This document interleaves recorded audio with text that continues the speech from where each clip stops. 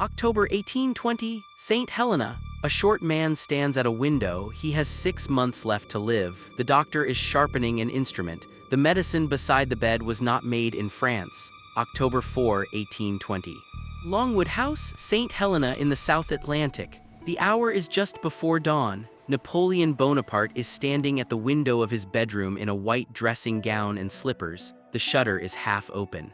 The trade wind is coming in over the lava plain. He is 51 years old. He has lost about 14 kilograms in the last 18 months. A small mahogany table sits beside the bed. On the table is a bottle of antimony tartrate prepared 3 days earlier by his Corsican physician. Beside the bottle is a folded sheet of paper. The paper is the second draft of his last will. He is looking east toward the line where the sky meets the ocean. He stands there for 14 minutes without moving. This is the last 10 years of Napoleon Bonaparte. The decade from March 1811 to May 1821 was the decade in which the largest land empire of modern Europe collapsed, and one man followed it down. It was the decade of Russia, Leipzig, Fontainebleau, Elba, Waterloo, and Sainte-Helene. It was the decade of one body finishing its work in front of 7 witnesses who all kept written records. 4 forces closed in on him across those 10 years. The first was the army. The Grande Armée crossed the Niemen River in June 1812 with about 615,000 men. Fewer than 110,000 came back. The second was the Empire. By April 1814, he had lost every territory annexed to France since 1797. The third was the family. His second wife, Marie-Louise, had taken another partner by 1814 and never visited him in exile. His son was raised in Vienna under another name. The fourth was the body. The same disease that had killed his father at 38 was already growing inside him. We know what happened inside the house at Longwood because the men around him kept records. His secretary Emmanuel de las Cases wrote down everything between January and November 1816. His Irish physician Barry O'Meara kept a journal until 1818.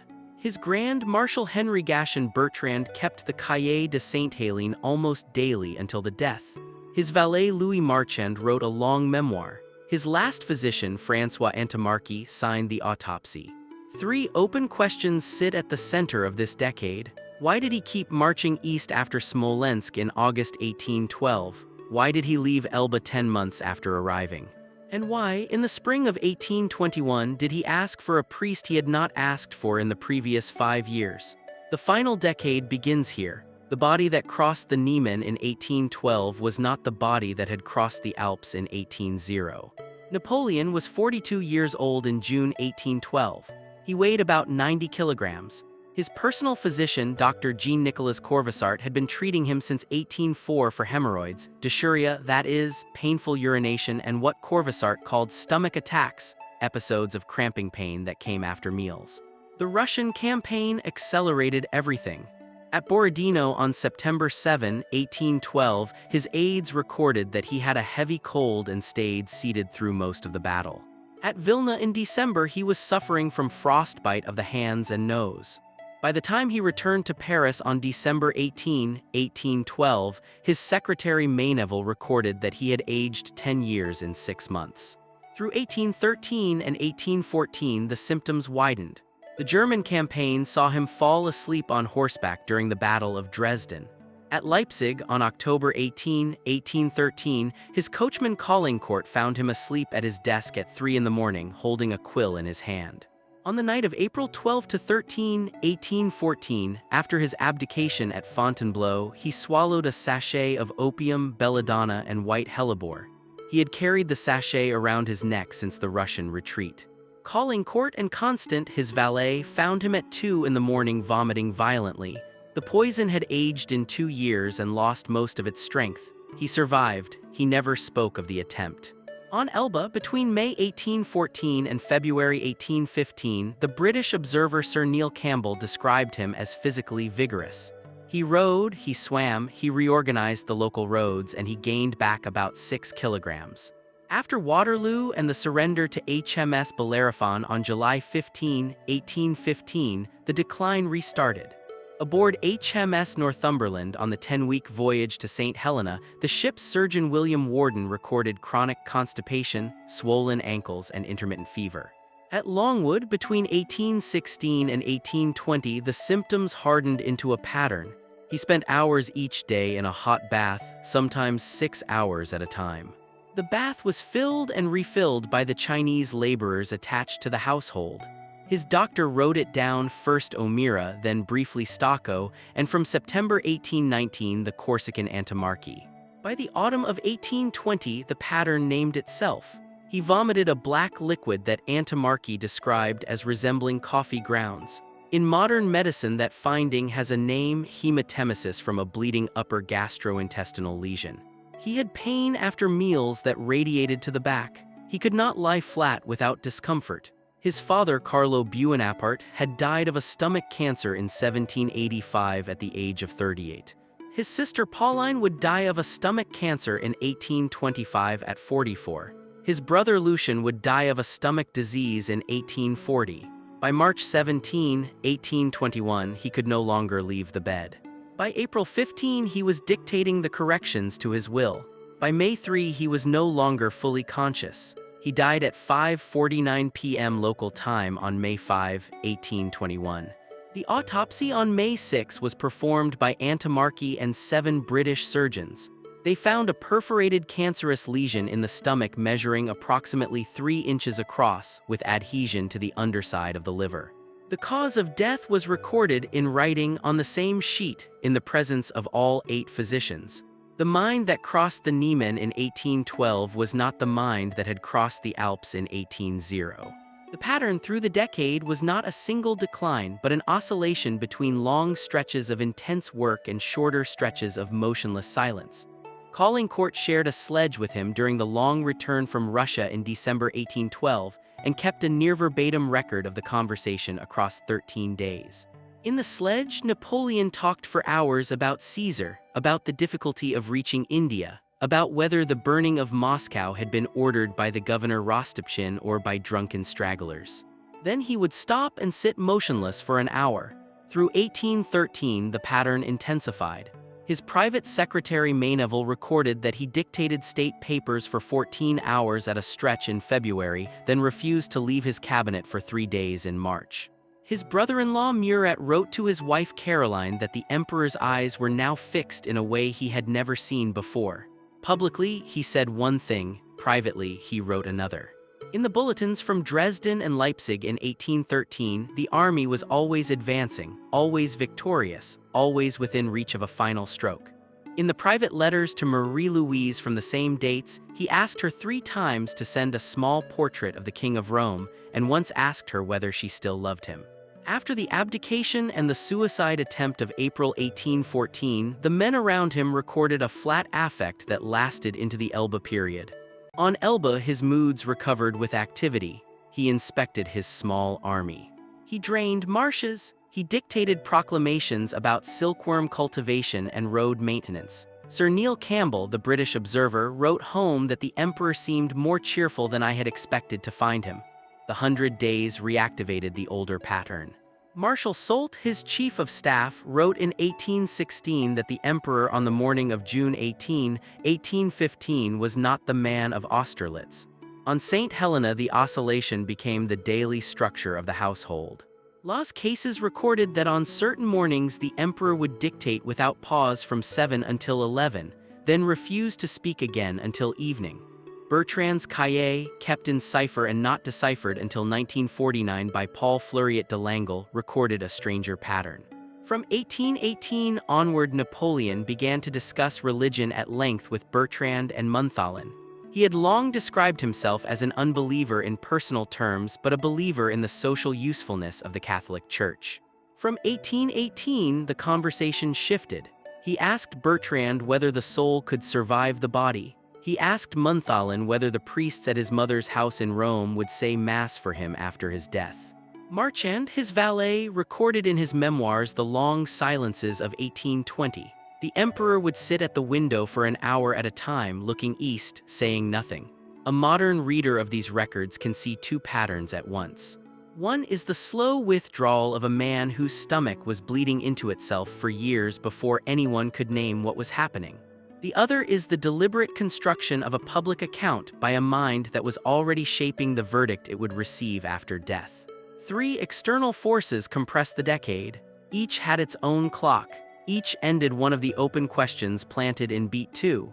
The continental system was the trade blockade against Britain that Napoleon had imposed across Europe in 1806 and 1807.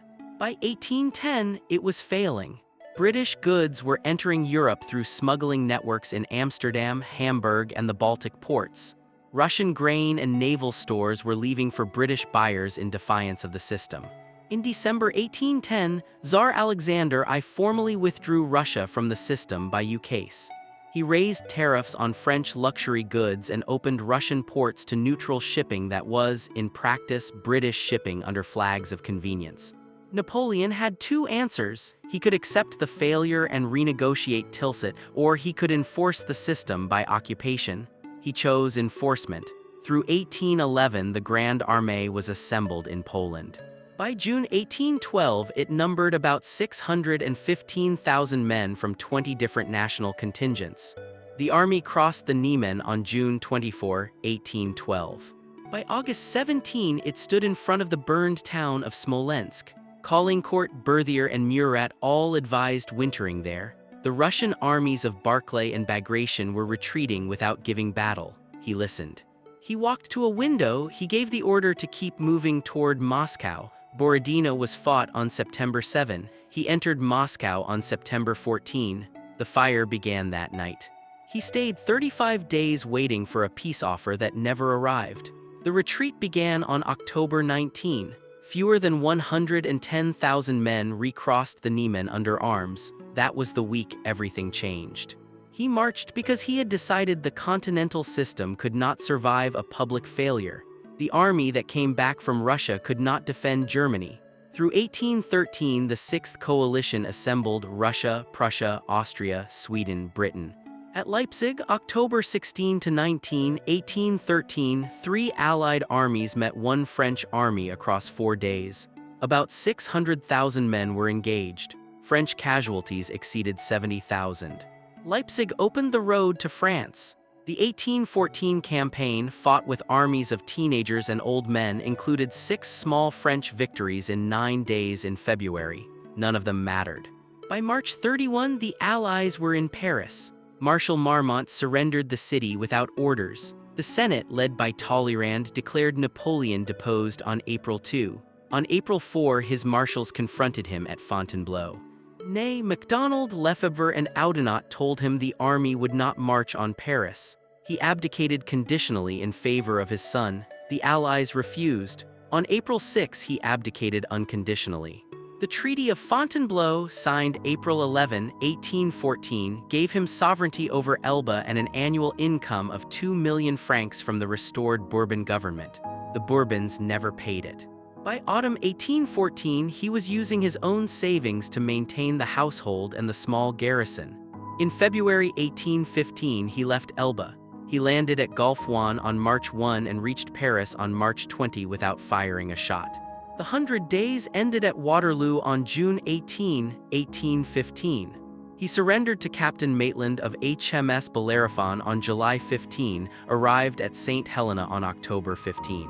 He left Elba because the income was not paid. Sir Hudson Lowe took up the governorship of Sainte-Helene on April 14, 1816. His instructions from Lord Bathurst were specific. The prisoner was to be addressed as General Bonaparte. No correspondence could leave uncensored, no visitors without authorization. The household budget was capped at £8,000 per year. Napoleon refused to be addressed as General Bonaparte. He refused to receive Lowe except in formal audiences. After August 18, 1816, the two men never met again, although they remained on the same island for 4 years and 7 months. The friction absorbed an enormous share of the household's attention.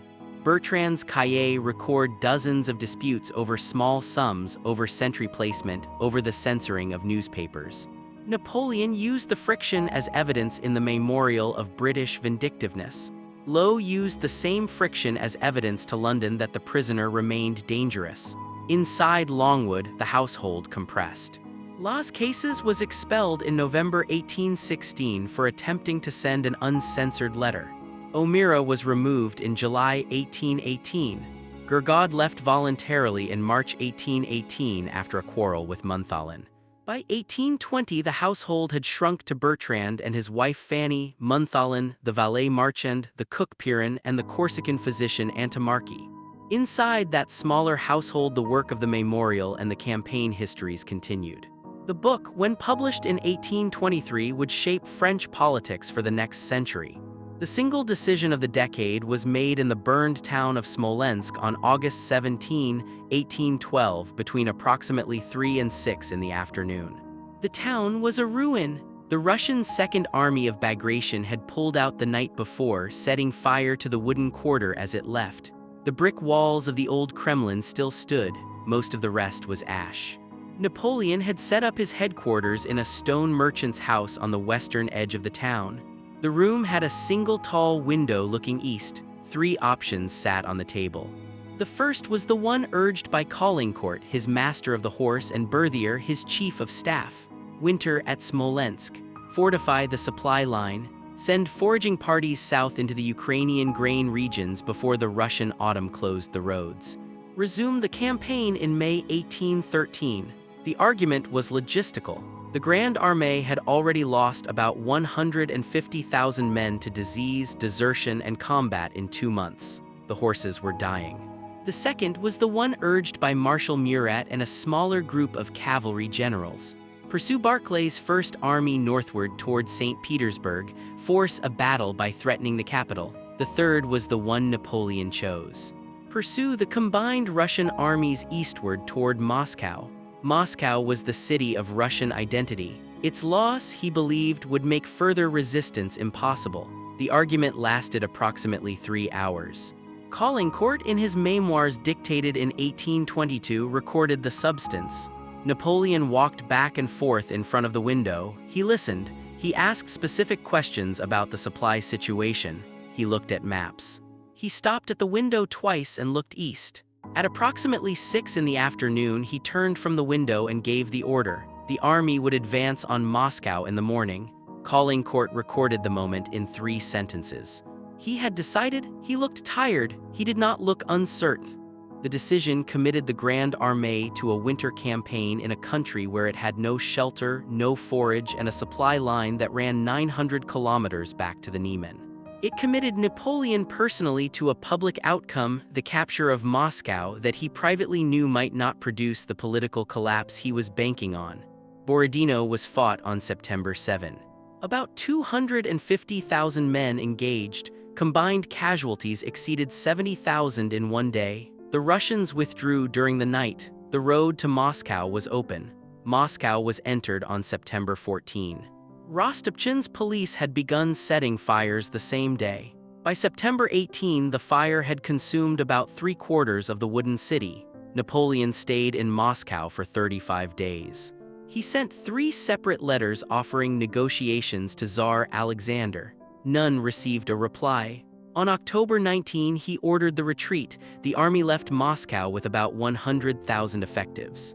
Fewer than 25,000 crossed the Niemen under arms in December. Other detachments brought the total of returning men to about 110,000 out of 615,000. Every event of the next 9 years followed from that afternoon at the window. The German campaign of 1813, Leipzig, the abdication at Fontainebleau, the suicide attempt with the aged poison, the exile to Elba, the 100 Days, Waterloo, the surrender on the Bellerophon, the 6 years at Longwood. The dictation of the memorial, the long death from the stomach disease his father had also died from, all of it begins on the road his army took out of Smolensk on the morning of August 18, 1812.